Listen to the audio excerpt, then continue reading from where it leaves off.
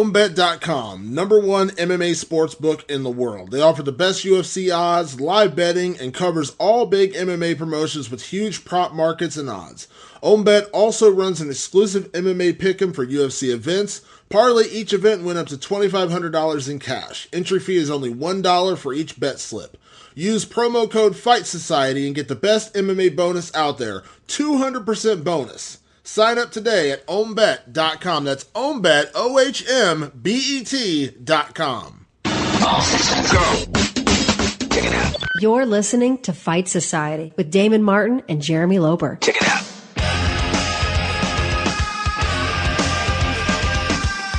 Hey, what's up, Fight Society Nation? Oh, we shouldn't even get on that train. I feel like everybody that has anything is like, they try to attach a nation to it. We probably shouldn't even do that. I don't think there should be another nation after Nation of Domination. Well, I mean, I think they said it all. We are the nation of domination. Yeah, exactly. So that's pretty much it. Yeah. Dude, this weekend I had the event over at this place called Sirens here in Columbus, which is an adult club, and we do our UFC watch parties there. It's called UGNO, Ultimate Guys Night Out. And if you are in the Ohio region, if you can make it anywhere in the Midwest, I do every UFC pay-per-view. So if you're a fan of the podcast and you listen and you want to come out, we will be there for the next UFC pay-per-view. And that's a big one, too, because that's Bisping and GSP, the UFC 217. That's a big one. I can't even believe this is really happening. Like, to say George St. Pierre back on pay-per-view with the UFC that's just in itself is crazy. But this week, dude, a couple of people that listened to the podcast came by. That's awesome. And I think that's pretty remarkable. You know, for the most part, it was a majority of the listeners that listen to my radio show that's broadcast here in the central Ohio area on 99.7 The Blitz. But it was a great deal of people that came out, or I should say a few people. You know, soon to be a great deal, I imagine. Well, you also have to remember we're more of a nationwide podcast, so we don't, it's harder to stay localized. I like to think people travel, Damon. And anyhow, so people road trip for that thing. The weird thing about Columbus, especially if you have kids playing sports, you might find yourself here. So if you do, I'm just saying, we have parties every once in a while. Yeah. This weekend, speaking of that watch party, the 216 pay-per-view did not disappoint, man. It was a good show. Good fights. Leading into the pay-per-view is doom and gloom. I mean, Black Beast. Yeah. Drops out last. How often do people weigh in and then drop out of the fight? Yeah, not very often. I mean, it's very rare that you see something like that day of the fight. I mean, it's happened, but yeah, I woke up with his back locked up. I talked to his manager on Saturday, and obviously he was brokenhearted. The whole team was brokenhearted. Derek was brokenhearted. And, I mean, there's just nothing you can do about it. It's the same back problem he's had for a while now. He had it going into the Mark Hunt fight he talked about. Did he say he was brokenhearted? His manager said he was brokenhearted. He was because really I feel like bummed. that is a super Southern. He's from Texas, so I feel like that is a super Southern thing to say. Yeah. Oh man, I'm just brokenhearted. Yeah. I mean, bummed. I mean, like I said, man, it was a big fight, big opportunity for him. And one of my favorites, maybe my favorite in the heavyweight division outside of Stipe. Obviously, we're in Ohio. Got to be real. Up and comers though. You talk about up and comers, and it's weird to even talk about him like that. But serious contender for the championship eventually. Derek Lewis. I love to watch him fight, and I was legit, man. When I was driving to Sirens, I was like, dude, Black Beast. Yeah, it was a bummer to find that out. It ruins it because then I can't run around the bar going, who wants to see the Black Beast? The chicks love that. Yeah, it was disappointing. That was disappointing. We lost Nick Lentz and Will Brooks. That was another fight that fell off the day before. That kind of got overshadowed by. Yeah, well, that wasn't as big of a fight. I mean, Fabricio Verdum and Derek Lewis was the third fight down that was the next fight from the two title fights. So it was kind of like the third featured bout on the pay-per-view. Former champion, obviously, with Verdum, Derek Lewis, the top 6 guy in the world, top 7 guy in the world. So, yeah, it's a big loss when you lose something like that. And, kudos to Walt Harris for stepping up, taking the opportunity. Didn't work out too well for him. But, hey, you miss 100% of the shots you don't take. You know what I mean? You're talking about the number 3 guy against a guy that is so not even ranked. It's ridiculous. But good for him. Take a shot. You know what I mean? He had nothing to lose because guess what? No one's gonna hold that against him. How many active guys on the UFC heavyweight roster? Someone put out a number recently of all the roster spots for all the different divisions. Guys, yeah, I'm so curious because as we're talking about that, what was his name? I forgot the guy's name. Yeah, Walt Harris. So if Walt Harris was going to be ranked and you had to rank just because you had, let's say, I know they don't, but let's say they had 30 guys in the division, right? Yeah. They don't. if they did, where would Walt Harris be? That's my only question. Probably around like 17 or 18, something like that. 18. Yeah, so I told my wife, Randy, she was sitting next to me. I'm sorry, right before I left the house because she didn't make it this week. I was go, hey, listen. That's how Loper was able to get the lap dances at the club. He's like, the wife's not here. Oh, boy. Hop on board. Hop on board is ridiculous. The girls at the club like my wife more than they like me. So, yeah, that's not going to work. But anyhow, so I told her, I said, listen, if he is able to beat Verdum, like that changes that dude's life forever.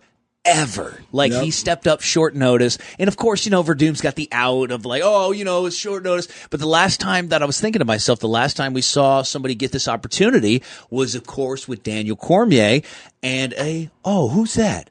A Starbucks employee? Yeah.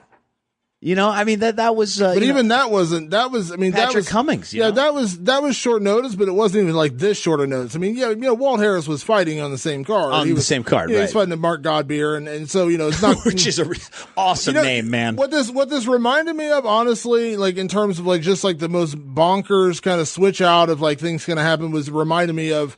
And we just passed the 9-year anniversary of this with Seth Petrozelli stepping up to fight Kimbo Slice. Yeah, right. Ken Shamrock was supposed to fight him. He got a cut or something that day. Do you remember when he came out? Everybody was like, Are you kidding?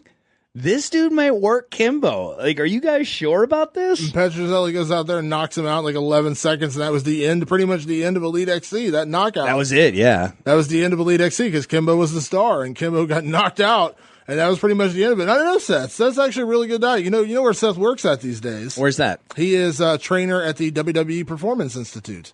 You know what? I think his name has come up before and you mentioned that. I think that's cool, man. Yeah, it's not his full-time job. He has his own gym down in Orlando, but he does that like 3 days a week. Yeah, what's he train at? What is that called? The Zoo? Yeah, the Jungle. The Jungle. Yeah, Yeah. That's a nice gym, man. Yeah. They have a couple of locations he has a couple. Orlando. And he also owns some Smoothie Kings or Smoothie. Oh, in Orlando? Yeah, he owns a couple smoothie places down there, too. That's right. People want to go and roll and do some stand-up. So he's got a smoothie place, but yeah, he's a striking coach at the WWE Performance Institute. And who do I want that smoothie from? The motherfucker that knocked out Kimbo Slice. That's Exactly. who on goddamn CBS. Hold on, can I get some banana with that guy who knocked out Kimbo Slice? 2 protein scoops. Yeah. Let me get some bee pollen in that smoothie. I don't know why we're yelling. It's Petrozelli. It's rude. I feel like, yes, high-level athlete. You knocked out Kimbo, now knock out my smoothie. I know that you did something remarkable where you're yelling at him now, like ordering him around the kitchen. Yeah. So that's kind of like the only thing I could think of. But obviously it didn't go nearly as well for Walt Harris as it did for Seth Petrozelli because he got tapped out with an arm bar in about 1:30. But there's no shame in that. You know what? And the other thing is kudos to Fabricio Verdum because we've seen it. And listen, I say this all the time.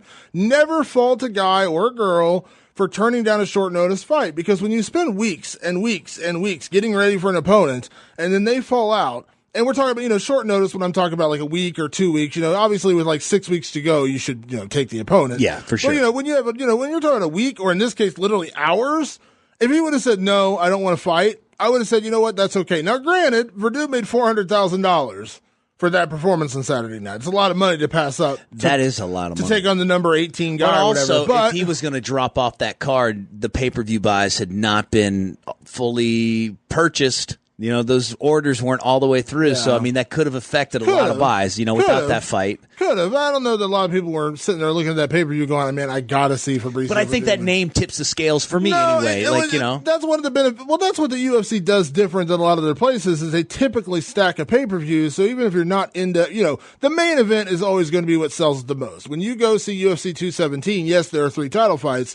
But I would say, if you're carving out, in pieces, I would say at least half the people, or probably more, are primarily saying, I want to see GSP's return, I want to see the fight with Bisping, that kind of thing. 100%. And that's not, obviously, like me personally, like the fight I'm most excited about on that card is Cody Garbrandt and TJ Dillashaw, but I'm not the guy the UFC's targeting to buy pay-per-views. I'm going to buy it regardless. But yeah, so the main event is always going to be what sells the event. But when you're getting your group of buddies together on a Saturday night and you're debating on whether or not you want to spend that $60, you may say, Tony Ferguson, Kevin Lee's pretty good. And yeah, Demetrious Johnson's probably going to kill this guy.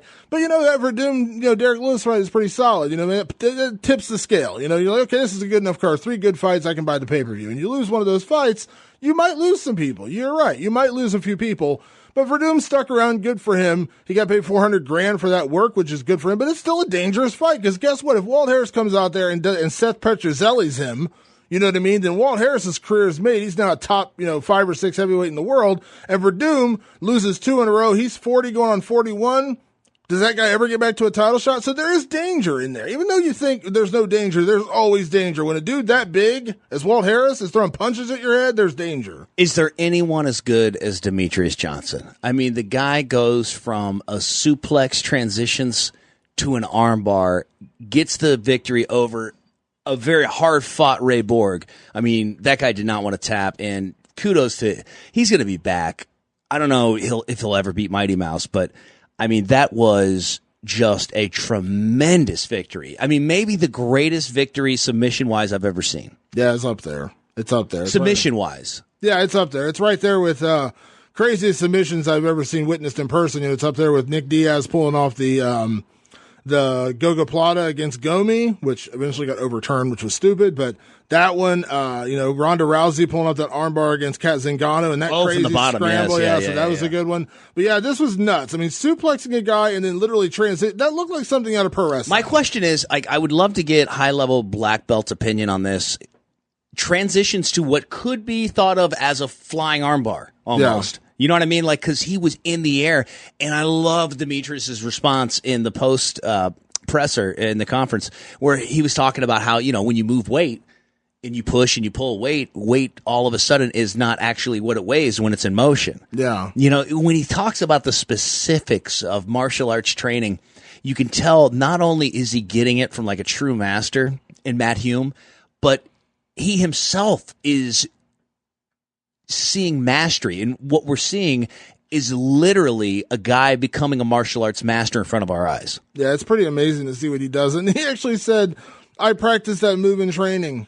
Yeah, I suplex guys into an armbar transition in training. Let me tell you something, Damon Martin. I believe that. No, I do too. Yeah, I believe that. But that's what I'm saying. I'm like, holy crap. Like, who does that? Who pulls that off? That wasn't like, hey, suplex. Oh, maybe I can get an armbar. No, and then if you're that. And if you're the opponent, and we've seen a million guys get suplexed. Right. You remember Hustam Khabilov when he first came in the UFC and was chucking dudes over his head? Yep. When you're thinking about getting suplexed, you're thinking about not landing on your dome. You're thinking about not breaking an arm or your neck getting thrown backwards. You're not typically thinking, oh, yeah, I got to defend an armbar. Or you're thinking like, okay, here we go for the ride. Let me just get the scramble off the bounce. And if I can create some space, maybe I can get back up. Maybe I can get – all right, I'll just go for the ride. Oh, my God, is this an armbar? Who the fuck is this? What is going on here? This isn't right. Is this Spider-Man? Like, literally, if Demetrious Johnson is not in the next Marvel movie, there's something wrong with the world because that kid is – I think he's charisma, man. I just think he's for fighting, not the guy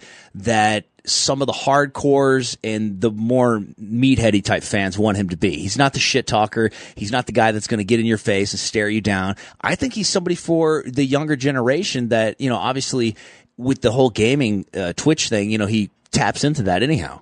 Well, DJ does everything the right way. He is the role model. He is the new version of GSP in a lot of ways. He doesn't get in trouble.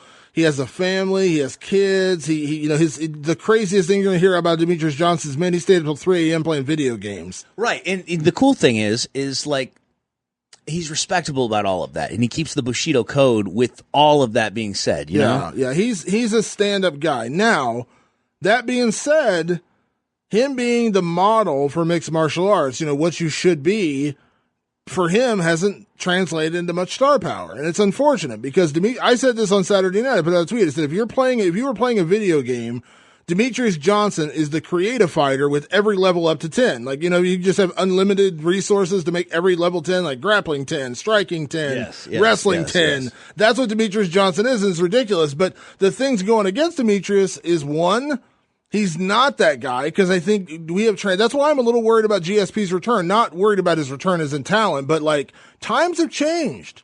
The GSP model of like he had all of Canada behind him and he just was such a good guy and people just liked him as a person. that culture has changed a little bit to where we have people who are into the Conor McGregor, Nate Diaz, that kind of trash talk, that kind of, that kind of intensity. You don't get that with a GSP fight typically. He's not that guy. He's never been that guy, and he's never going to be that guy. So I'm not impressed with your performance. So I'm curious how people, how it's been 4 years. I mean, a lot changes in 4 years. You know what I mean? It's just like music. Think about what was big. No, absolutely. You're in radio. What songs were big 4 years ago that you would never play on radio today? You're not going to be playing any Sprung Monkey. Yeah. You know what I mean? Like, get him out of here. Well, no, here's like, I'm not bagging on him, personally, but it's like, how often do you hear Limp Bizkit on the radio anymore? No, it's interesting. And that's like a great example. Limp Bizkit, I always say, is for our generation what Poison was to the people that are 10 years older than us. Yeah. You know what I'm saying? Like, you were into it when it was there, and then you're kind of like, all right, it wasn't like terribly gross. But remember how huge they were? Remember how huge they were at one time? Oh, yeah. But that's what I'm saying. Like, rock radio doesn't even acknowledge that they exist, much like the hair metal stuff. And so that's what I'm saying with GSP. Like, has time passed him by in that kind of like nice guy mentality? And that's what DJ has, going against him. But I think the biggest thing DJ has going against, two things that DJ has going against him that are just, one of them he can't fight against, the other one he can. But one is size. And I know people are going to say, well, it shouldn't matter. Well, that's just the nature of the beast. There's a reason why, just like in boxing, heavyweight boxing has always been so much bigger than the guys in the smaller weight classes. It's tougher for people to watch a fight sport where you're looking at a guy who looks like he's, DJ is like 5'2". I'm not saying I will say, but when they're fighting, though, I mean, it doesn't matter because the guys are the same size. So, like, unless John McCarthy. It does. Here's what I think with the smaller guys, you should always have a smaller referee. Yeah. Don't put the most giant referee you can find in the cage. And this is a dead serious thing. My mentor, the founder of MMAweekly.com, Ryan Bennett, used to be the in-cage interviewer in the UFC. He used to do Joe Rogan's job. He would go in and interview the fighters after the fights. UFC's like 30, 31, 32. He eventually got let go from his job. Part of the reason he got let go was because Ryan Bennett was 6'4". And he would stand next to Chuck Liddell, who is 6'1", who is the light heavyweight, beast. Dude, I forgot who that was until you just said that. Yeah, 3 inches taller than him. So that's part of it. So that's why you see, like, a lot of times, like, Joe Rogan is a shorter guy. You know what I mean? Like, Megan O'Leary is a shorter person. Like, it's tough to. I did a video interview when I first started MMA Weekly. One of my first jobs was Brian Stan. He was one of the bigger guys. And but tell me that wasn't like kind of weird. Like when that was. Here was the weirdest part. Like, you ever see a broadcast where they had Brian Stan, Rogan, and what homeboy's name? Cormier? No, the dude, the guy that gives all like the odds all the time, John Anik. Oh yeah, John Anik, because Anik and Rogan are, little. I love Joe, but yeah, I mean, he'll tell you, they're shorter guys. You know what I'm saying? Relatively, and Brian Stan looks like he's from another planet. Like, who's this fucking guy? Like, standing next to these two normal sized dude, that you got this giant. Like, come on. So that's part of it, the size thing. And I think the biggest thing with DJ is he has no rival. He has no one. I mean, listen, he was like a minus 1140 favorite going into that fight with Ray Borg. Now, Ray Borg, of course, you always got the upset factor, the Holly Holm thing, whatever you want to say, the upset factor. Somebody, pulls off the upset against the giant favorite. But that's part of the problem when you're going into a fight like that, when you're trying to convince people to buy a pay-per-view, is that, is it really worth buying when it's such a overwhelming majority believe that Demetrious Johnson is going to win that fight? And that also goes to show his talent because he is so good. You're like, I don't need to watch. You miss an amazing armbar to finish, obviously, you know what I mean? But that's part of the problem. When there was talk of the Demetrious Johnson and TJ Dillashaw fight, the intrigue was there, because you couldn't automatically say DJ was going to win. You couldn't. Right. I like that. But I think what he has done to put a stamp on it in his last two victories, he's gotten finishes where before he was getting criticized for going the distance. Yeah. And kind of, letting the fight just go the easy way, you might say. I think that he's finishing fights, and now he's starting to get a reputation, especially with this last finish, is, whoa, how will he finish this time? What's going to happen? And I think that's a positive thing. I think the UFC continues to put him on with other, so they can make like a double co-main is what I'm trying to say. I think that that's a wise move with DJ because it elevates his status as he's rising. And I think, as he rounds out his career, so to speak, in the next 5 to 6, 7 years, whatever it is, I think that he will be at the pinnacle of the sport. Well, here's the thing, and I'll disagree with you on that. I'll disagree with you for this reason. They've put DJ in a position to succeed before. He headlined like 3 or 4 Fox cards. That's easy. You're not paying for it. It's free on a Saturday night. You don't have to pay for it. You just get to watch the greatest fighter on earth perform. His Wilson Hayes fight was the second lowest rated fight ever on Fox. His John Dodson fights did pretty well, at least the first one. I'm not sure about the second one. Was as big. Like you're saying, John Dodson gave that air of somebody that was a true contender to the championship. So that's part of it. He headlined that Fox card against Joseph Benavidez, when he knocked him out, which is a great knockout, you know what I mean? So he's headlined that. He's co-headlined shows with John Jones. He's been a part of those kind of cards. He was on UFC 176. Now, granted, he was the headliner, but Conor McGregor was on that card. When he fought Chris Carriasso, Conor fought Dustin Poirier. Yes. But here's the thing. That's right. The attention on that fight card afterwards, no one was talking about DJ. Everyone was talking about Conor because Conor was the star. So when people say they don't promote Demetrious Johnson, the UFC, I'm not disagreeing that they couldn't promote him better because they could, because I don't think they promote him the right way in terms of reaching out to his audience, the gamers, the younger generation, those kind of people, you know what I mean? Not just necessarily fight fans. But to say they haven't promoted him is wrong because he has. He's headlined a ton of shows. He's headlined a ton of Fox cards. Those are supposed to be, Fox cards are kind of the ones where you kind of graduate. You know what I mean? Where you graduate you go from Fox, you graduate to a pay-per-view. He's had those opportunities. He's just not drawn a crowd. So I disagree with you in a little bit in saying that he's going to reach there eventually. Because at this point, I'm not saying he never could. I don't want to discount the fact that he could eventually become a draw. I'm just saying that he's had 11 title defenses. None of them have been a draw. So where are we going to figure out that he's going to suddenly become a draw? You know what I mean? Like, I hope he does. I think Demetrious Johnson is the best fighter in the sport today, and he does it the right way. He doesn't cheat. He's clean, and he goes out there and he busts his ass, and he's so talented, and he just dominates people. I love that. But people just don't seem that interested in watching. Let's talk about the Tony Ferguson against Kevin Lee fight after we have a special guest. Yeah. Kevin Lee's coach is on the phone with you. Yeah, Robert Follis, who is of course Kevin Lee's head coach. I spoke to him on Sunday. He wanted to talk a little bit about what happened over the weekend. Obviously, Kevin had some struggles cutting weight. Kevin came in with the staph infection, which we all found about on Saturday night. Kevin was not in the best shape, still went out there and fought and had a great opening round. Absolutely did. But yeah, we're going to talk to Coach Robert Follis about what happened with Kevin Lee and obviously, the future for this kid, 25 years old, such a bright future. So yeah, let's talk to Coach Robert Follis. I appreciate you taking time to chat with me today. Obviously, lots to talk about, man. So I appreciate taking a little bit of time out of what I'm sure is a very busy schedule for you. Always busy, yeah. But that's the way you like it. I always tell people it's when the phone stops ringing, that's when you have to worry. Right. Yeah, this is being a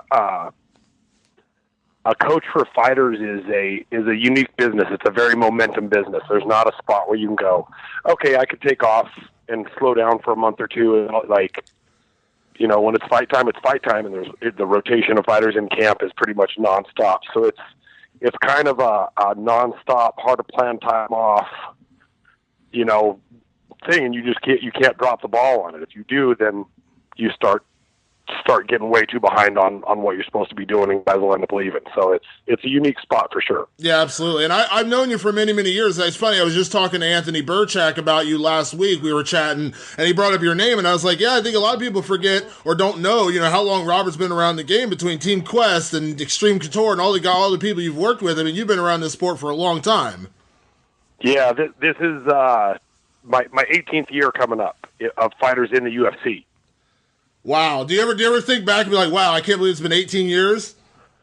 I really can't. I mean, it's funny when I started, MMA wasn't even MMA yet. It was no holds barred. The sport of MMA wasn't MMA yet. It was, hey, let's see what happens when a wrestler fights a kickboxer. Let's see what happens when a judo guy. So, I mean, really before the sport was a sport, and being a part of one of the guys that helped develop the game into what we take for granted now as a sport is pretty amazing. But at the time, there wasn't any money in it. There was no. I mean, I in the first 8 years I coached fighters, I could have made more money working at McDonald's. Yeah. If it wasn't for having a gym and other things going on the side, it was a very tough go. But it was a labor of love. It was something I was very passionate about, loved doing, loved being a part of. Something I felt that was bigger than what most people could ever be a part of. Being a part of a championship fight camp and getting to the fighters to that level was a really fun thing to do. So it still is.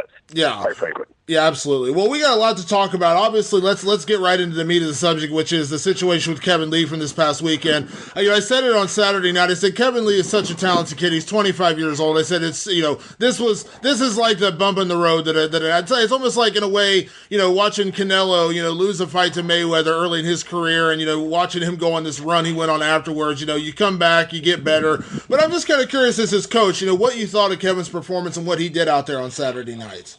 I'm really proud of him. We had some bumps going into it that I think people have kind of talked about, and the first fight at that level at his age, I think we got a little bit hyped up, spent a little too much energy in that, and then we were dealing with some medical infection, and so in spite of that, I feel like first round we followed the game plan. We showed that not only could we be or should we be in this fight, but we can win this fight, and came close to it. Second round, I felt like it was close. Went to Tony a little bit. Third round, I felt like we were on point, and he just kind of gassed out. But like you said, I look at this and I go, there's things that happen in fighters' careers, and they're going to do one of two things. They're either going to pour water on the fire, or it's going to be fuel on the fire. And for Kevin, this is going to be that fuel. He is going to be that guy. Like I have no doubt as a coach for him that we're coming back to win a title before this is over, and in the not too distant future, in my opinion. Yeah, absolutely. Let me backtrack a little bit, Robert, and let me ask you about the staph infection. Everyone was talking about that after the fight. Can you kind of walk me through, when exactly that flared up and how you guys were dealing with that going into the fight? Because, I don't know, the casual fan maybe that's listening to the podcast doesn't know, but, the staph infection, let's just put it out there, knocks you on your ass. It does knock you on your ass, and it came up the week of the weight cut. So we weren't, people were like, well, how did he look in practice? And I'm like, well, we weren't practicing with it. It came up the last few days. Quite frankly, fighters getting sick and having things like this pop up with the stress they're putting themselves through in a fight camp is not an abnormal thing. I don't think, and you don't even hear about a lot of them that happened that don't get publicized, or it wasn't seen. It was on someone's ankle and nobody noticed. It was under their shorts. It was, what I mean? It's not like this doesn't happen in the sport. But it does come at a cost, and really big cost of the energy. And we were looking pretty good. We thought we had it managed prior to the weight cut. And I think the weight cut really just kind of kicked it into overdrive. And the day of the fight. And there was really, at that point, there's nothing to do about it. You're going to go out and compete. So, I think it definitely had an effect on the fight. I think it took away some of that cardio. It made the weight cut a little bit harder, and all those things had an impact. And but it's part of the game, and you deal with it. And there's no excuses. It's just part of what happened, and how we showed up, and we lost, and then we'll get back to it and come back to win that title later. Yeah, and there's no way around something like that, because somebody made a comment on Twitter on Saturday night, and they're absolutely right. They're like, if Kevin Lee would have pulled out with the staph infection, he would have been raked against the coals saying, oh, he shouldn't have pulled out. Why are you pulling out for something like that? So it's kind of a lose-lose situation. Well, look, some fans, and love them all. They pay, they buy gear. They're why we're here. So they're going to say what they're going to say, and we try not to take too much of that to heart. But you're right. If we fight, people say, well, why'd you do that? And that's your fault. And if you don't fight, then why didn't you fight? And quite frankly, I think if we would have gone to Tony and said, hey, what do you want us to do? And he said, I want you to fight. I don't think there's anybody that didn't want to see that fight happen, including us. And, we tried to make some adjustments. We went out there and tried to finish that fight, and we came up short. But I think you're absolutely right. So it's a lose-lose, and it just is what it is the way I look at it. These things happen. You go in, you compete at your best, and then you let the chips fall where they're going to fall. Yeah. Let me ask you about the weight cut, because I know Kevin, because I've had this conversation with Kevin. He's talked about, he would love to see a 165-pound division come about. So I know he's a big kid. He's a big kid for this division. But, he's fought at the weight before, and he's looked good doing it. So, again, this is not my job to make excuses. I'm just asking the question, how was the weight cut, and how much did that staph infection kind of play into what we saw, unfold on Friday? Well, here's the thing. How do you measure that? Right. It's true. I can make up stats. It's 86.4% of all statistics are made up on the spot. Kind of thing. Knowing how we've normally cut, I would say it had an impact. I think it slowed things down. I think it made it harder for that weight to come off. I think it affected him physically a little bit more. But really, at no point were we done sweating. I mean, as soon as they heard us to go back and cut, we went back and kept right on sweating. It just took a little bit longer than we thought. We actually allowed some extra time. We cut a little bit earlier than we normally do, and his body just wasn't responding. So, we have notes from every weight cut we've ever done. I mean, we know down to the minute what we've done in every camp, and we've got a pretty solid piece. But weight cutting is an art that uses science, but it's still an art. And it's never exact because you don't know how the body's reacting. You got an infection, you've got things going on with hormones, or you know what I mean. And it's just not always exactly the same. Yeah. So my take is it had an effect. How much? It's hard to say exactly, but knowing what we've done without it, it seemed to have a pretty good impact on what we were doing to make that weight on time. Yeah, well, and I know because, as I said, I mean, he's made the weight before and he looked good doing it. You know what I mean? So it definitely didn't look like Kevin from past fights cutting weight. I guess the best way I could say it.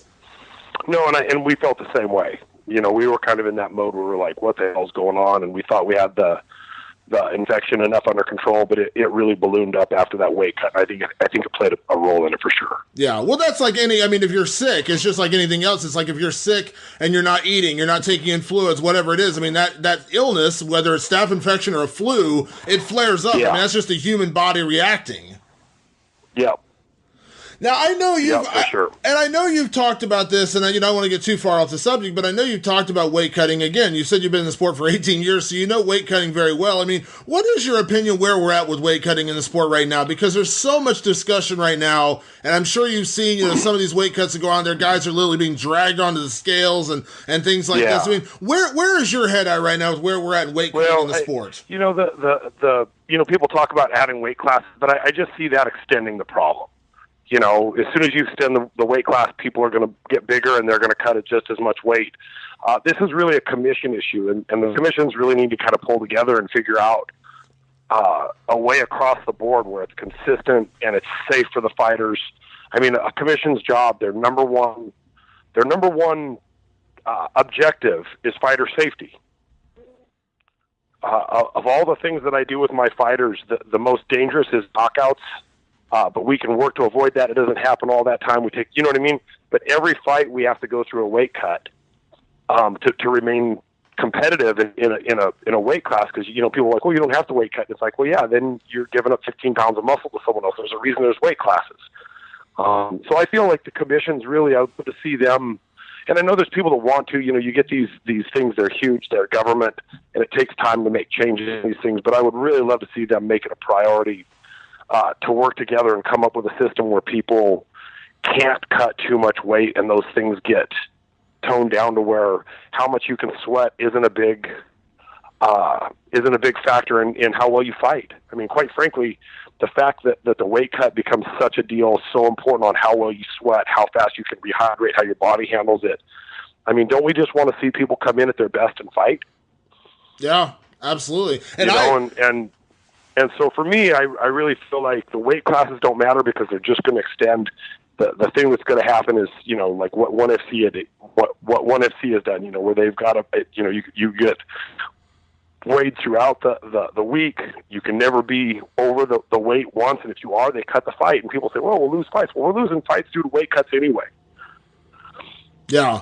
So it's and I think once people have that standard, I don't think it'll be that big a deal. I think people will know where they need to be. They'll get used to staying there, and then we have fighters at the same weight fighting each other, and then we just find out who's the better fighter. I mean, after doing this as long as I have, I can tell you honestly, I mean, I don't like losing, but it's part of the sport, and you're accepting of it. It's just you're gonna have some losses. But the one part that I absolutely don't like being a part of and don't like doing is the weight cut.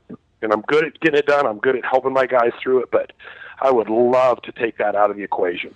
Yeah. Well, and I agree with you 100% on the weight classes because I said this to somebody else. I said if you create a 165-pound weight class, And I agree, guys like Kevin and maybe, Khabib Nurmagomedov, those would be guys that benefit. But then you got to think about the guys at 170 who are killing themselves already thinking, hey, maybe I could cut 5 more pounds. Maybe I could get down. Yeah. And those are the guys who are now suffering. So there's no easy answer when it's just more weight classes. Guys are still going to try to kill themselves to get down to that weight. That's just part of it. As long as you have that day before weigh-in and the ability to cut weight, people are going to do it. Yeah. You have to take that off the table with rules and like I said, ONE FC's done it. I know California's toying with some ideas to make that weight cut not so extreme.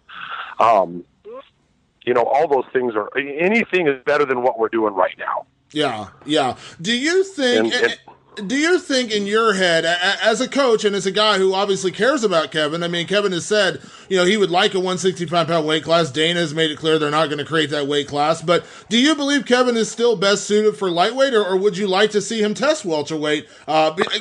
Just out of your own we're gonna have to go back and talk about that as a camp.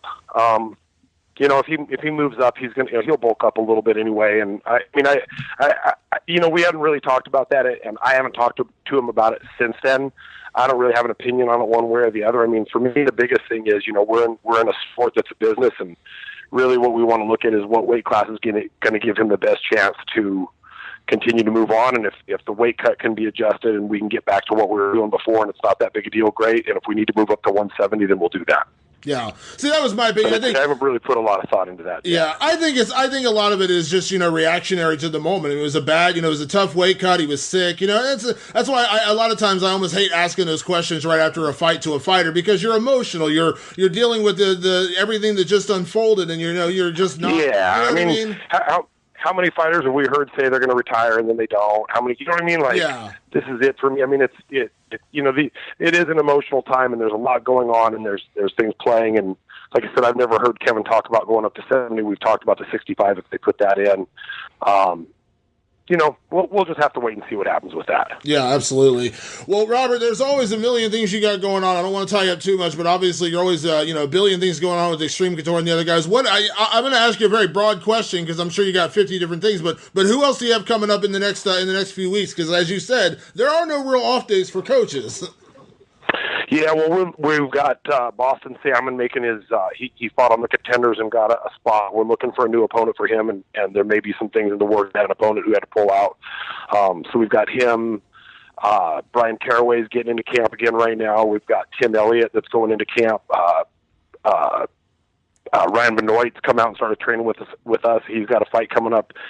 He's in camp right now. I mean, there's just it's so stacked, it's ridiculous. We got a ton of great fighters, a great crew of coaches that work with everybody. I mean, we're ridiculously stacked right now. Yeah, absolutely. I'm excited to see Brian back in. I haven't talked to Brian in a little while, but I'm excited to see him back in action. I know he's been anxious to get back in there after dealing with that back injury last year. I know he's excited to get back in there, so I'm excited to see him back. Absolutely.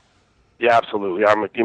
He's a talent. I'm excited to get him healthy and back in training hard. He's in working right now. I mean, we just had a great workout this morning, and we're pushing hard for this fight coming up. So I'm super excited. He's a very talented fighter. Absolutely. Robert, thank you so much for taking the time, man. It's always a pleasure. I always love hearing your insights. As I said, man, you've been around the sport. No one knows what you know, so I appreciate taking the time. Look forward to catching up again in the future, man. Best of luck with everything coming up in the next few weeks. I appreciate it. We'll talk soon. All right, man. Bye-bye. Take care.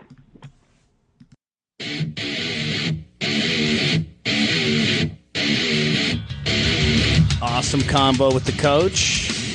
I mean, let's be honest. Kevin Lee has to go to the next weight division. Even he said so. He's got to go to 70, right? Well, maybe. Here's the thing. It's the argument of, is he going to be as good at 170 as he was at 155? I mean, you kill yourself, and that's the weight cutting, problem. Is that bigger guys can cut down and become a force of nature at a smaller weight class, but they're going to be undersized. Kevin Lee's 5'9". Now, we have a lot of inside sources. Usually you're at the fights and at the weigh-ins. You were not able to be there this time, but from your inside sources, what do you hear? People saw him that day. I mean, like, nervous? I mean, like, scared for him? Just struggling to make weight. And, he had a staph infection that left him sick. Anyone that's ever had a staph infection and goes on antibiotics will tell you how bad that is. It's just as bad to have a staph infection and not terrible. Actually, have the antibiotics. But yeah, he was struggling to get down to weight, and he eventually got there. But it's one of those things when you're a big guy And remember, it's the title fight, so you don't get that 1 pound allowance. You know what I mean? So he can't come in at 156. And he came in a pound under, right? Yeah, he came in a pound over, and then he came in a half pound under. Yeah. It's just crazy. I mean, But so it's unfortunate. 20 pounds almost? What? Altogether in a day? Yeah, he lost, I think he said 19 pounds. Fucking crazy, Yeah. Damon. And here's the argument, and before we talk about Tony Ferguson and Kevin Lee, I got into this big discussion on Twitter the other day because Kevin Lee was, advocating for 165-pound weight class, and I keep seeing people saying they need to add more weight class, it'll fix weight cutting. That will not fix weight cutting. And I'll explain to you why. And tell me if I'm wrong here, Loper. Creating new weight classes does nothing but you shallow out the divisions because the talent pools get thinner for every division when you create more divisions. So here's the thing. Everyone says you need to create more weight classes to curb the weight cutting problem. Okay. So let's say we create 165. Okay. We created 165. Kevin Lee goes up. Maybe Khabib Nurmagomedov goes up. Okay, man, that's awesome. They don't have to cut weight anymore. But what about the guy? I'm just making this up. I'm not saying he actually is going to cut down, but let's just say a guy like, Thiago Alves or Mike Perry. They're bigger 170ers, but they're not the biggest. They're not quite as big as. Yeah, no, that's a good point. They're not Damian Maia. They're not Tyron Woodley. They're not quite that big. Yeah. You know what? I could cut 5 more pounds. I get down to 165, and now they're the ones killing themselves to get down to 165. You see what I'm saying? Like, creating more weight classes is not the answer. For all the guys you're going to benefit, like let's say you create a cruiserweight division, which is like 195, from 185 to 205. Because that's the big jump. That's the 20-pound jump. That's the biggest jump between divisions. Okay, great. So the Luke Rockholds of the world, who are struggling right now to get to 185, they go to 195. Awesome. You know what I mean? But then you have guys like, let's just say, I'm making this up, but let's say Owen St. Preux says, you know what? I can cut 10 more pounds. No, that's a great point. I can get down. Yeah. So not only are you diluting 205, which is already a bare bones division. I mean, you have like 4 fighters at 205. You know what I mean? You have like literally like 4 fighters right now, especially John Jones is out. Give me a number of fighters that are under the age of 35. Quick, go. Yeah, exactly. So you have right now at light heavyweight, you have like Volkan Ozdemir, you have Alexander Gustin, you have Cormier who's 38, you have John Jones who's out, you have Glover Teixeira who's 38 going on 50. These guys are not going to be around much longer, and now you're going to dilute that division even further. I saw Hackelman online doing some stuff on Instagram, look better than Glover Teixeira in his last fight. I was like, man, so Hackelman's 60. So not only are you diluting a division to go down to 195, but then think about the guys at 205 who are saying, you know what, I can make 195, and then they kill themselves to get down to 195 because that's the whole point of weight cutting. You want to give yourself a competitive advantage. Creating more weight classes is not the answer. The answer to curbing weight cutting, and I'm not saying that there's a perfect science to this, but it's monitoring guys during camp. John Kavanaugh, Conor McGregor's coach, suggested online, constant monitoring of guys where they cannot balloon up over a certain weight. Like if you fight at 155, you can never be over like 170 in camp. If you are, then they make you move a division because once you get to like 175, it's just too heavy. It's too much weight to cut. And I understand that's going to knock a lot of guys out of their weight class and saying, hold on, I walk around at 180 and I cut to 155. Then you need to get your weight management under control to where you're healthily cutting down to 155. That's, to me, the only way you're going to do it is if you monitor people year round, you're doing constant weigh-in check-ins, and then you have to go to something like where you're doing like the beginning of the week weigh-in where they have to be within a certain targeted percentage of the weight. Because if Kevin Lee was 19 pounds over on Thursday, he should not have been allowed to cut to 155. And so that's the problem. So creating a new weight class is, yes, you're going to save some people. You're going to save Kevin Lee at 165. But what are you going to do for the guy at 170? What are you going to do for Matt Brown if he looks at this and says, you know what, I could cut to 165. I could make that. And then you see him step on the scale looking like he's on death's doorstep. Well, you see, it would open up like Cowboy would be great for a 65 division. Matt wouldn't be able to make it. But that's what I'm saying. Yeah. But for all those guys we talk about that would be great for Vincent Henderson. You know what I mean? Like a Dos Anjos, who is like kind of an in-between guy. You know what I mean? That's he would great. be arguably one of the kings of that division. Right. But then you have guys at 170 who are bigger, who are not quite elite guys. No, I understand what you're saying. Totally. Everybody's going to want the advantage. And that's what I'm saying. You're not going to save anything by creating more weight divisions. You're just not. Well, they're going to have to take on more fighters. I mean, that's all there is to it. But even that, what you're saying about the upper weight divisions, even in Bellator, they don't even have a heavyweight champion. Yeah. I mean, come on. Yeah. So, yeah, you're right. I mean, so a lot of people call for, like, everybody used to love the super heavyweight fights, right? There's no need. Who is super heavyweight? Name one guy. There's no one out there that even wants to fight. The only guy I remember is Dan Bobish. Remember him from Ohio? Right, yeah. Dan the Bull Bobish. And, Butterbean never fought MMA, but He did fight MMA. Yes, Did he? He did. Remember Yama pit fighting? Remember Oh my God, Yama pit fighting was my one favorite pay-per-view ever. Like that, I remember the bowl because he got tackled and he rolled down the side of the Yama bowl. Dude, I had this sick apartment in West Palm and I just moved into it, right? And that was, when you're decorating your place, you want something on that's awesome. You know what I'm saying? So I was like, Yama fucking pit fighting. I'm like, sign me up.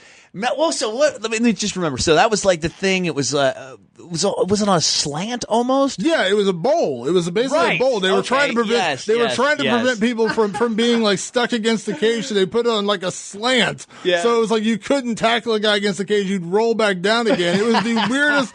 It was so bad. And then they had that guy. What was that guy's name? The radio guy, Scott. Farrell. Scott Farrell. And he's like. Everybody. He introduces the fighters. He's like, you know him, you love him. He's the guy. Yeah. When he introduced Rico Rodriguez, because that was right after Rico had done Celebrity Rehab. Remember that episode of Celebrity Rehab where he got in a car crash and he put his fiance in the driver's seat? Like she was knocked out from the crash and he put her in the driver's seat to make her take the blame. Totally. And so in the pay-per-view, I remember Scott Farrell's like, you know him from Celebrity Rehab. He put his girlfriend in the driver's seat when he crashed the car. Rico Rodriguez. Dude, that guy was the fact that guy was able to parlay that whole voice and career into a talk show was fucking unbelievable. I mean, Tom Leykis always had like a really weird voice, but like that guy was the most. There's another guy that was like in rock radio, this dude named Ricker, and he was like the same kind of like voice. His name was Ricker? But like, yeah, so like that dude, like you can imagine like in small doses, like, oh, what's up, everybody? It's like Wolfman Jack or something, like in between songs, Van Halen, you know what I mean? Like, all right, cool, now you're off the radio. But like that dude did a full talk show, like, all right, open phones. All right, we gotta talk about some salary. And I know dudes that know him, and I guess it's legit. That's his voice. I mean, to a certain extent, obviously he puts it on a little bit. Good for you, though, I guess. But yeah, so somehow we got on Yama pit fighting there. But so the weight cutting thing is a problem. It is absolutely an issue, but weight classes are not the answer. There's answers out there. There's monitoring answers. There's constant weigh-in answers, but more weight classes are not the answer. To that point, though, Kevin Lee did go out there and put on a hell of a first round, mounted Tony Ferguson, looked like he was going to take advantage of it, couldn't get the finish, and then Tony took over. Credit to Tony Ferguson for surviving a tough first round where he got taken down and mounted. Oh, yeah. And then he comes back and pulls off the triangle choke and, pulls off the submission, looked, tremendous later in the rounds. I mean, this was like one of the first real shots that you could see that Eddie Bravo Jiu-Jitsu, that 10th Planet Jiu-Jitsu really being effective in mixed martial arts to a high level in a championship fight. And I think that is what Eddie Bravo has always tried to show with 10th Planet Jiu-Jitsu. You saw the mission control. You saw him set up rubber guard. You saw him, go from position to position. And it's kind of cool to see some of that stuff unfold in the fight. The leading up to the fight, the trash talking was so crazy. Yeah. You just knew the bad blood was going to bring out the best in both of these guys. And, you wonder how much the weight cut did play into like Lee's performance. You hope that it wasn't so much and you did get the best of both guys, but obviously, like we heard earlier, maybe that's not true. So. Well, here's the thing. Tony Ferguson, in my opinion, is the most well-rounded fighter we have at 155 pounds. Is he the best guy at 155? We'll find out. If he eventually fights Conor McGregor, we'll find out if he is the best guy. So Dana says that's the only fight to make. I don't believe that. What do you think? You don't think? You still think the Nate Diaz fight? Conor and Nate, yeah. Listen, Dana can say. I mean, as soon as I put the tweet out on Saturday night and I said that Dana says this is the only fight to make, everyone's like, okay, go ahead and book Conor versus Nate 3. It's happening. But listen. I mean, come on now. I mean, Dana says a lot of things. Dana said quite a few things in post-fight press conferences that never actually end up coming true. Heat of the moment, it's always like, prisoner of the moment. Tony Ferguson looked outstanding. He pulls off a big win. You're hoping you can do it. But listen, facts are facts. Conor McGregor fighting anybody at this point is going to do over 1 million pay-per-view buys. Conor and Nate is going to do 2 million pay-per-view buys, and if you don't think that's a big difference in the back end of what the UFC is making and what Conor's making, you're out of your mind. Conor against anyone maybe does 1.1, 1.2 million because it's Conor. Conor versus Nate does 2 million at this point, even though their two other fights did about 1.5, 1.6 million. With Conor coming off that Mayweather fight and Conor and Diaz the rivalry, the next time they fight will do 2 million buys. I guarantee it. And that's a big difference. I mean, we're talking about 600, 700,000 pay-per-view buys difference. That's a lot of money. What about Malignaggi? You think he's out of the question, out of the picture? Please, can we just never mention him again? I would like to. I mean, ever. Did you see my tweet about him last week?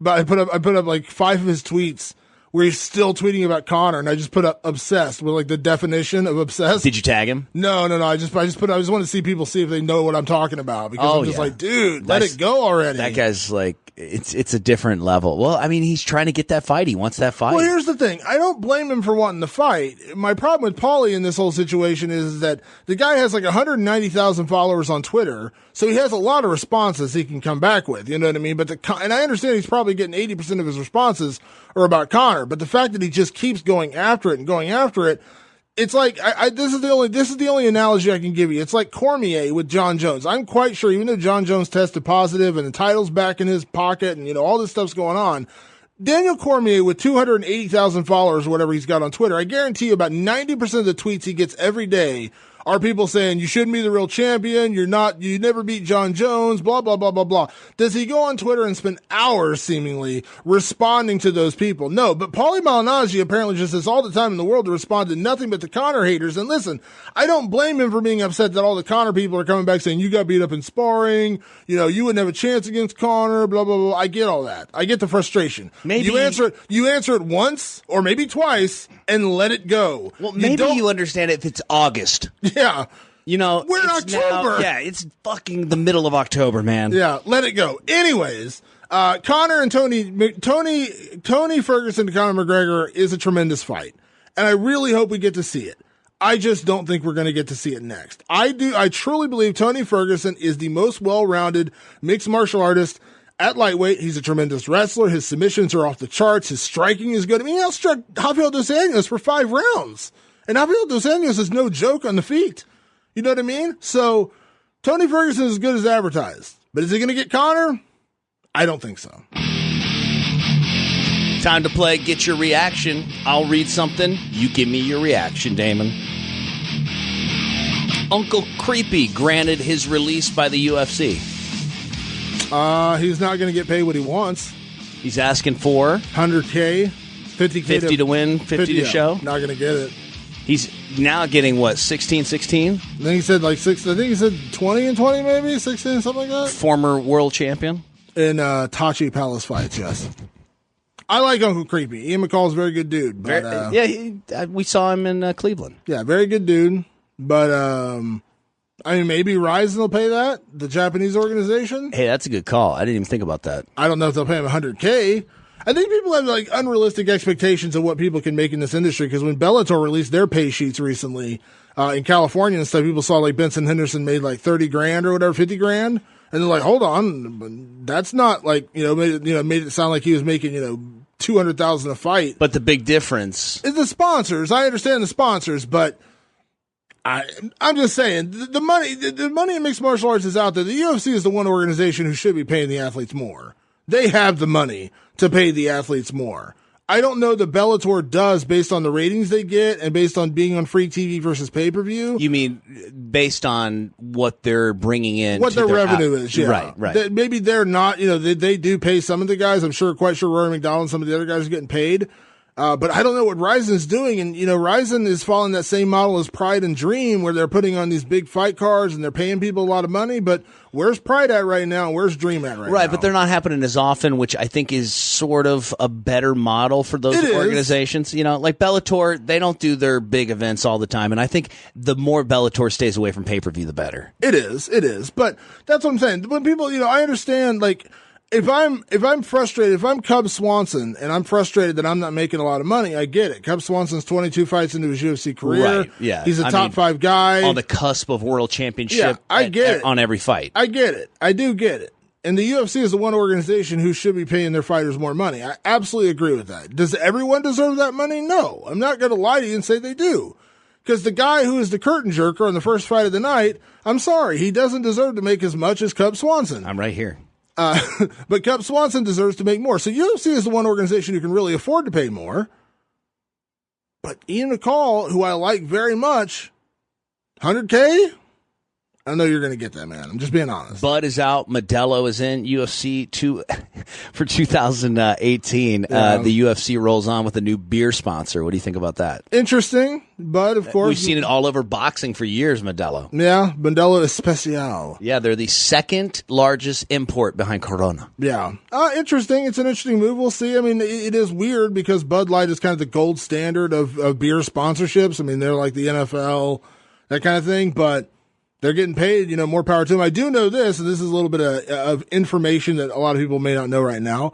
A couple fighters have individual deals with Bud Light and Budweiser. Cowboy Cerrone. Yeah, I know about him. And who Conor. else? Conor McGregor has a Bud Light deal.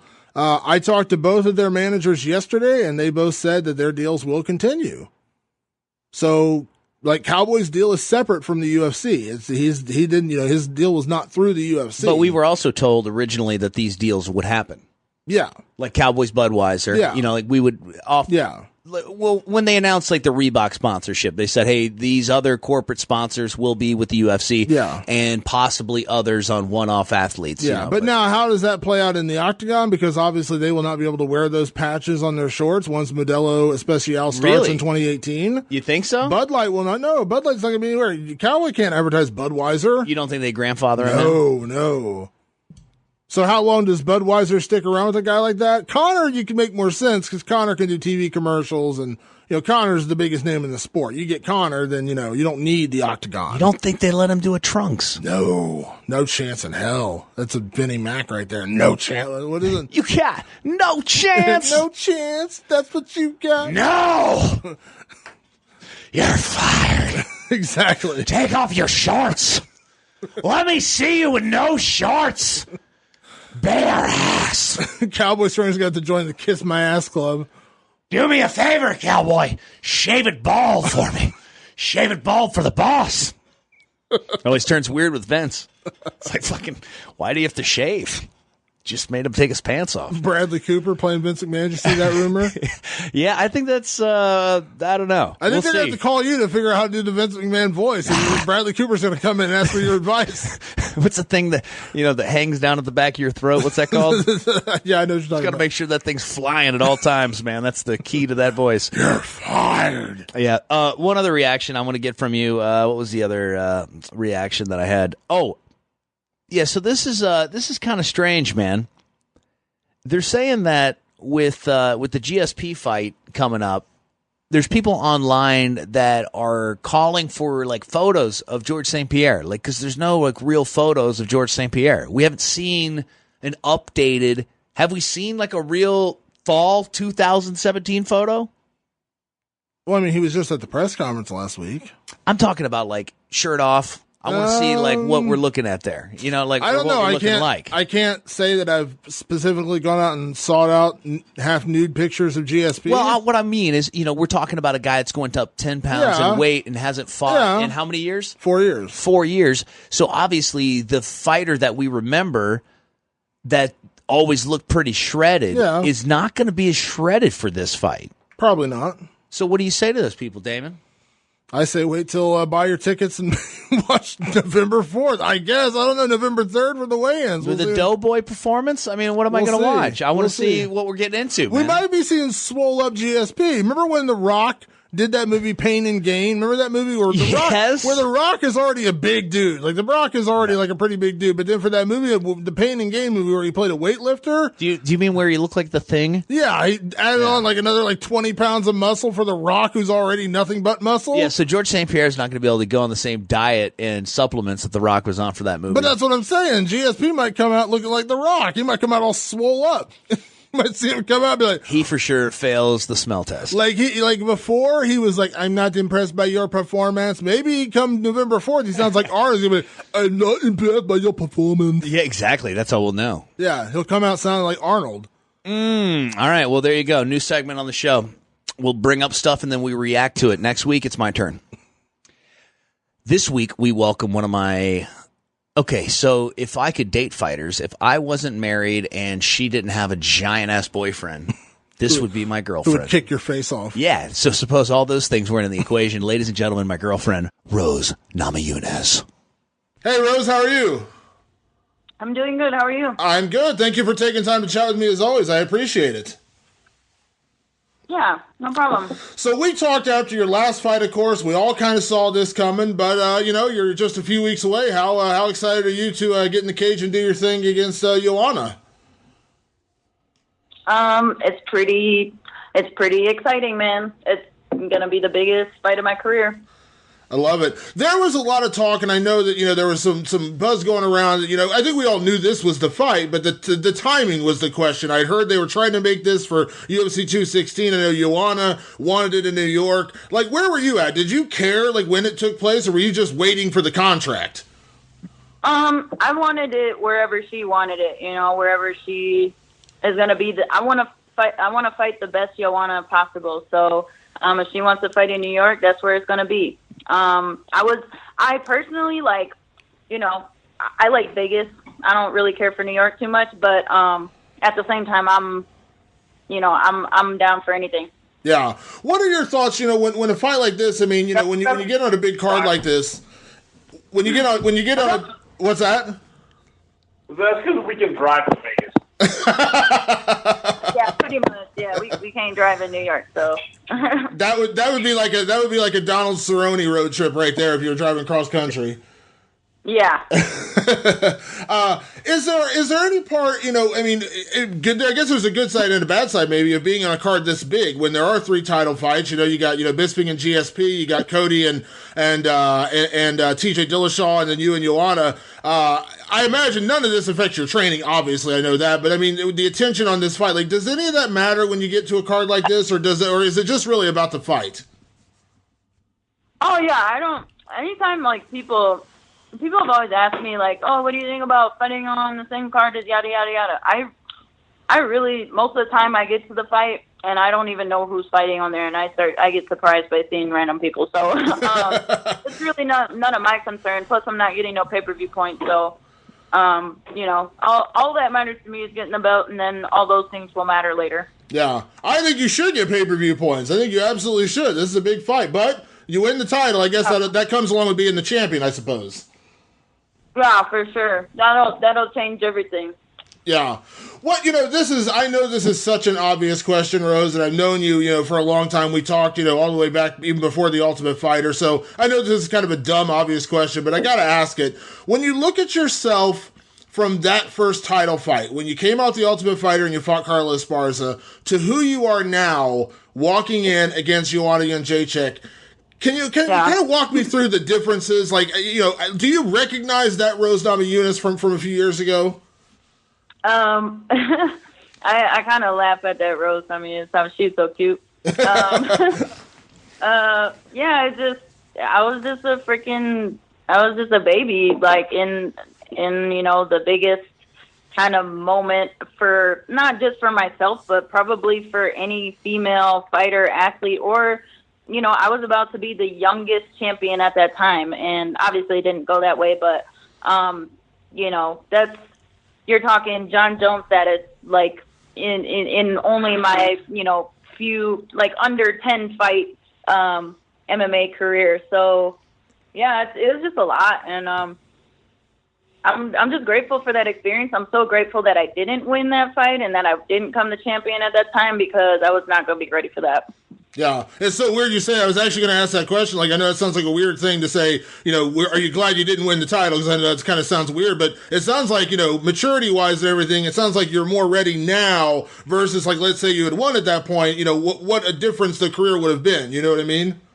Yeah, it's definitely, I'm definitely glad that I didn't win back then, because our team, we've, Trevor, Tony, and Pat, and myself have all become such a better team together and as individuals, and just, not just in MMA and coaching and fighting, but just as individuals ourselves, we're there's a lot that's happened since then. So we've grown so much and learned a lot. Yeah. Well, I know when I talked to you before the fight with Michelle, you told me the little differences, the training, the coaching, just kind of getting everything working the right ways. And it's about finding the right formula, and it's all about timing. It kind of feels like this is the right time. Like, this is the right time for this fight at this moment in your career, because you are hitting it all cylinders. You have kind of found the perfect formula. You know what I mean? Yeah.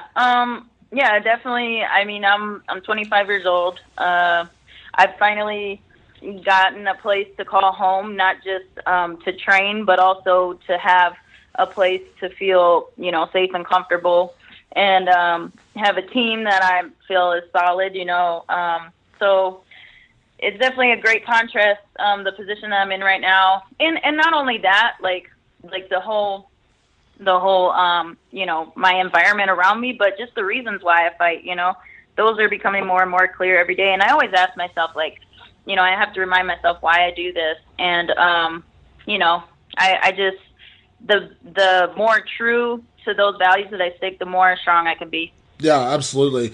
This is a question you're going to answer probably, 24 times at minimum between now and November, so I'll hopefully be one of the more recent ones to ask this question. But when you look at Joanna's most recent performances, because I know we talked, I want to say before she fought Jessica Andrade, I think was the last time we talked, right before that fight. What are your thoughts on Joanna, going into this one? I mean, her style has always been kind of similar. She's a striker, very technical, good takedown defense. I don't think there's any secret of what she does well, but I'm just kind of curious, what you've thought of her most recent performances. I think she's proved that she's the best. Jessica didn't really know what to do against her. Her game plan was just, I'm going to just take everything in the face and keep going forward. And, that obviously doesn't work. So every time Joanna fights, I learn something new. And, we can see that she's, over her career, I think we've noticed, or you can kind of notice a slight change in her style of striking. She's has a little bit more movement rather than just stand in front of somebody and, set up her, super crazy overhand rights that would come from hell. Whereas nowadays it's more of she picks you apart and is more methodical, I think. And so I don't know if that just comes with age and experience or whatnot, but she's proven that she's the champ and that she's worthy of it. Yeah, this is such an obvious question, but there is still some analysis to be done around this, because Joanna's undefeated, she's the champion.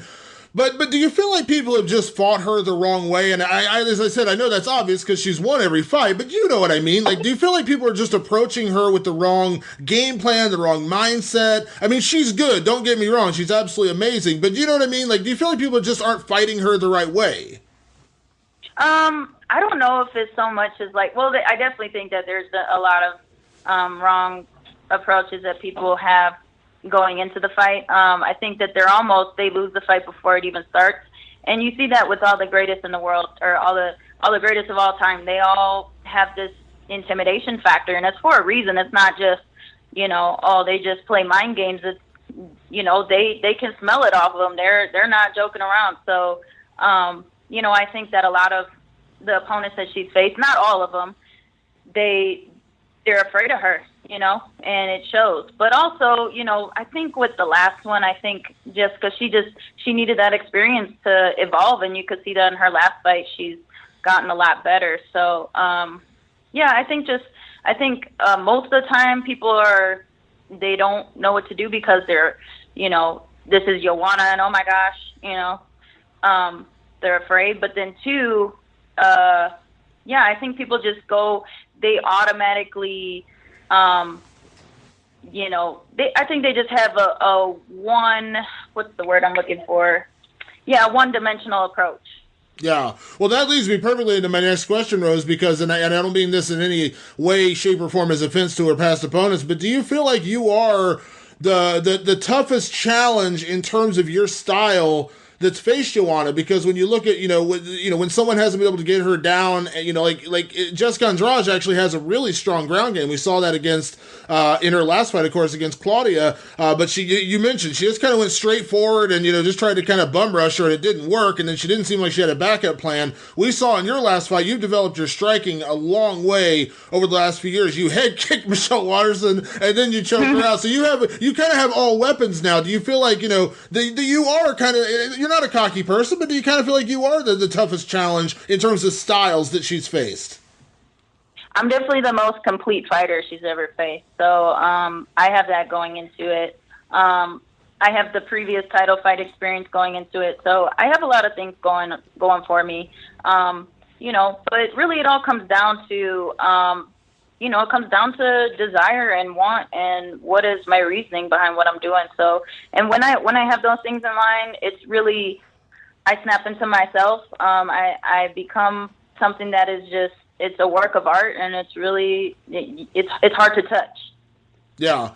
You mentioned when you look at cards, you kind of show up on media day, you're like, hey, there's this guy fighting on the same card as me. So, you kind of keep to your own space leading into a fight. But, people are going to ask you the questions, reacting to what Joanna says. And I'm not specifically asking you things she said about you, but about her career. Now, people ask her questions. I ask her questions. What comes next? You're going for your 6th title defense. That's a record, tying performance. What about flyweight? Listen, I don't fault her for answering those questions, but she is answering those questions.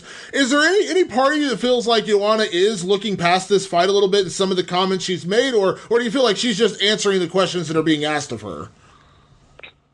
Yeah, no, I don't. I haven't really. I think I've maybe heard the general statements that have been made, but I don't really look too far into it because I haven't really heard her say anything as of lately. I've been offline pretty much. If she says that, she's talking about 125, I mean, I don't think that's looking past me. I think, she used to fight at 125, and she hasn't shown any signs of, she's not looking past me. Yeah. When you mentioned, one of the things that Joanna does so well, and I actually had this conversation with her, was, when she gets, into fight week, she likes to intimidate her opponents, to stare down, the face off. She talks a little trash, in the thing. She did it to Carla Esparza. She did it to a couple people, and I absolutely believe in the back of my mind that it got to certain people. You don't seem phased in those moments. I mean, do you feel like that is an advantage mentally, that she can say what she wants to say, she can give you that mean mug, that kind of stuff. But I don't know. You tell me, but it just doesn't feel like you ever play into that kind of stuff.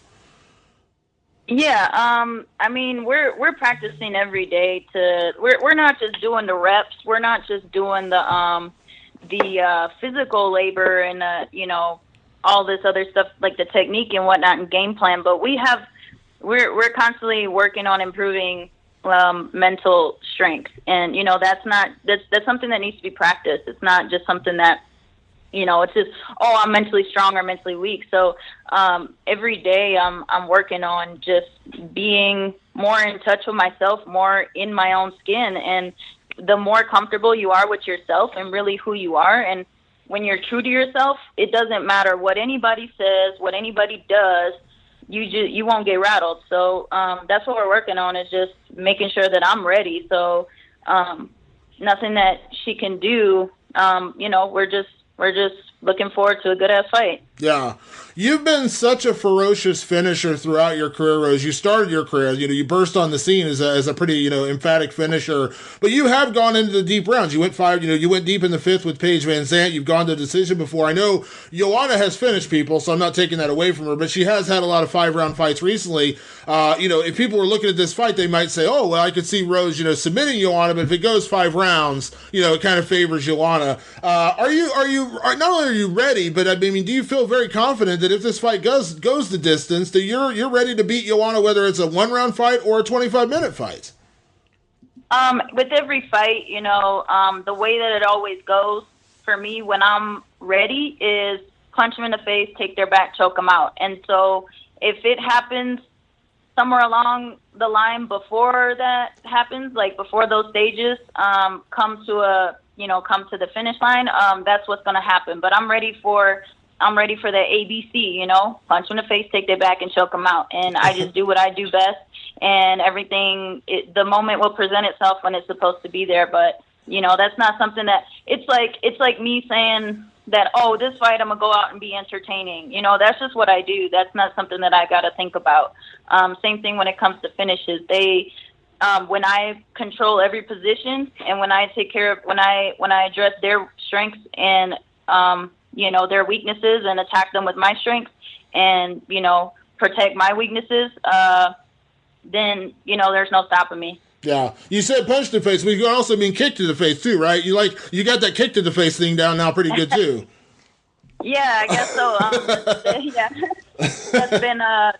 We've been building my base from, the ground up ever since I lost to Carla. So, we've been, that the kicks have just been something that I've slowly been adding back into my arsenal, and obviously it showed in that last fight. So just, you better believe that I'm, adding more new stuff all the time. Yeah. It sounds crazy to say this because you said you're 25 years old. You're still very young. I mean, you've had a lot of experience early in your career, but you're still a very young person. But as you go into this one, and this is going to sound maybe like a little bit of a weird question, but are you ready for this? Are you ready to be champion? Like in your head, are you like, I'm ready for this. I'm ready for this responsibility. I'm ready for this attention. I'm ready for this money. I mean, I know that sounds crazy, but there's a lot that comes along with being champion. And I feel like some people aren't really ready for it. Do you feel like in your head right now, beyond the physical stuff, beyond anything else, you're ready to kind of ascend that throne? You know what? I can't necessarily say that for sure just because I haven't been champion before. So, like, whatever comes my way, whatever God decides to put him on my plate, I know that it's enough for me to handle, or I know that I'm capable of handling it. So whether or not champion is my thing or not, we'll find out. And I just have faith that whatever, obstacles are presented in my way, I will overcome them because I've always have. Yeah. My last question or my last comment before I get you out of here, Rose, one of my favorite things when you fight and when you win, I always like to see Pat's reactions because he has the best reactions ever in the corner.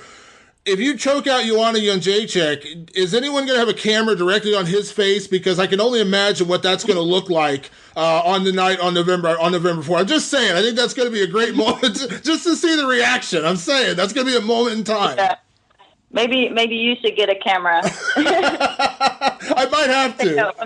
I might have to. Well, yeah, get a GoPro. I know. Well, Rose, I always appreciate the time. Obviously, safe training the rest of the way. Safe travels out to New York. Hopefully, I'll see you out there. But thank you so much, as always, for the time. I really do appreciate it. Thanks, Damon. All right, talk to you soon. All right, bye-bye. Bye-bye. Oh, the beautiful Rose fighting the beautiful Joanna. What do you think? Tough fight.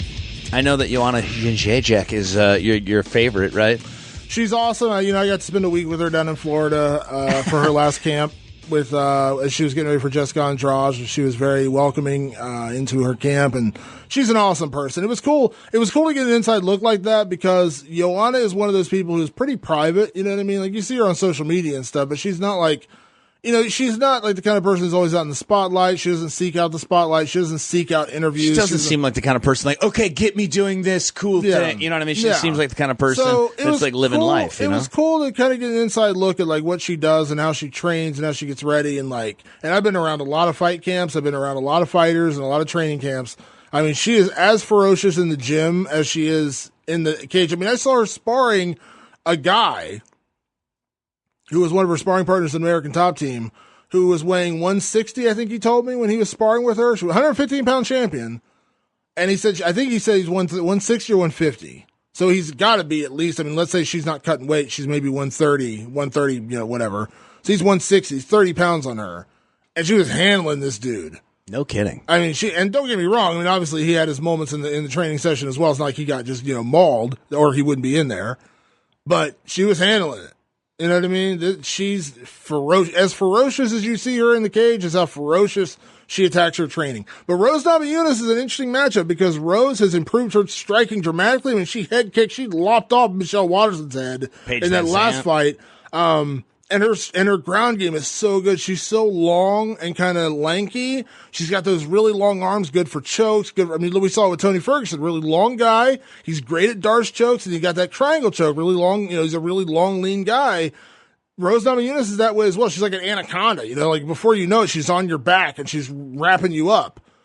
Interesting matchup. I'm excited about this fight. I am too, man. I think it's a great fight. I mean, this card altogether, even outside of George St. Pierre being back, I mean, there's nothing not to be excited about. And I hate that we're still a couple of weeks away. I mean, and I talked to Bisping. We're going to have some Bisping stuff on the show. Oh, cool. Bisping's a great dude. I texted him. I texted him last week, and because I'll text with Bisping I'll share a text with you that I got. Just like the randomness of text messages I get with fighters. I got a text. Was it 2 nights ago? Hold on, let me look real quick.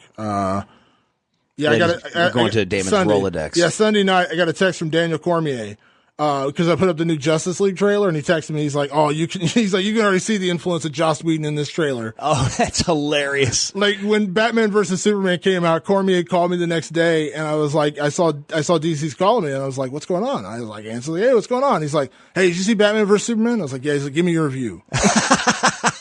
You just wanted your breakdown. Well, you do have a hell of a breakdown. If people don't know, NerdcoreMovement.com, it's Damon's website for all things nerd culture. So I talked to Bisping. He's a good dude, really nice guy. I talked to him everything, but he's busy. He did Conan last week, the press conference on Friday. So I texted him last week, and I was just like, "Hey man, I know you're like super duper busy, but can you spare some time for me? Can you?" And he got right back to me. He's like, "Anytime, whatever." And so like he's always gracious with his time. Very good dude. He gets Did you watch the press conference last week with him? No, I missed that. Yeah. Oh my God, I was dying. He said something about GSP's alien encounters. Yeah. And he said, "I'm surprised you're not wearing a tinfoil hat right now, motherfucker." And he said, "I'm gonna hit you so hard you're gonna think you're getting taken back to the mothership."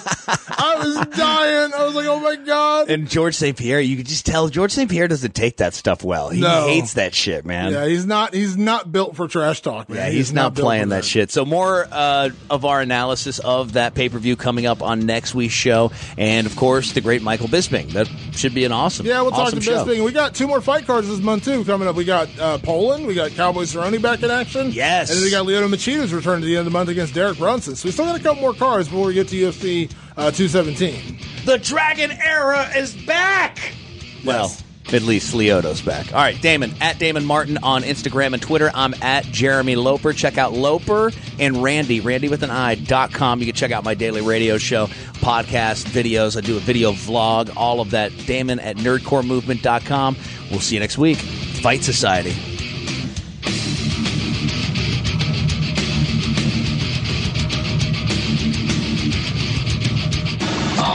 Go. Check it out. You're listening to Fight Society with Damon Martin and Jeremy Loper. Check it out.